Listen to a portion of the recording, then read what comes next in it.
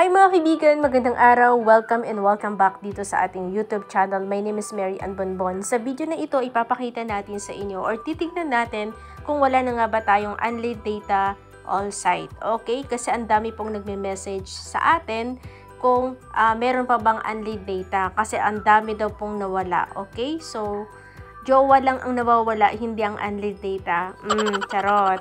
Okay, punta tayo sa ating dial, mga kaibigan. Click natin ang ating telepono. Tapos dito, dial natin asterisk 123 number and then i-dial po natin. I-check natin kung wala na nga bang unlimited data. So, ayan, makikita po ninyo, napakalinaw. Meron pa po tayong unlimited data. So, tingnan natin, click natin yung number 1, tapos click natin yung send.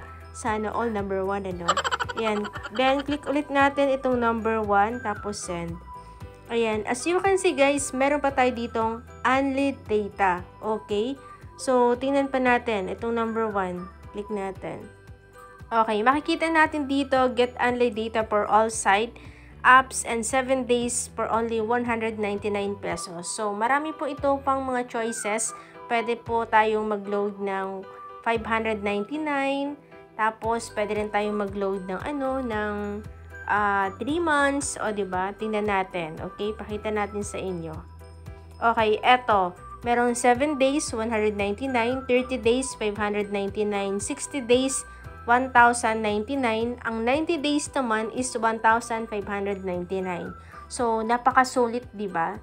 Sino nagsasabi dyan na wala ng unlimited data? Meron pa pong unlimited data. Baka sa inyo lang po nawala, pero sa akin wala. Kaya nga sabi ko, 'di ba, jowa lang ang nawawala, ang unlimited data ay hindi nawawala. Charot.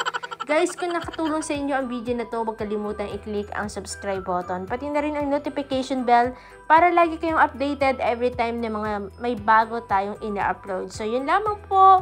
See you on my next vlog. Bye!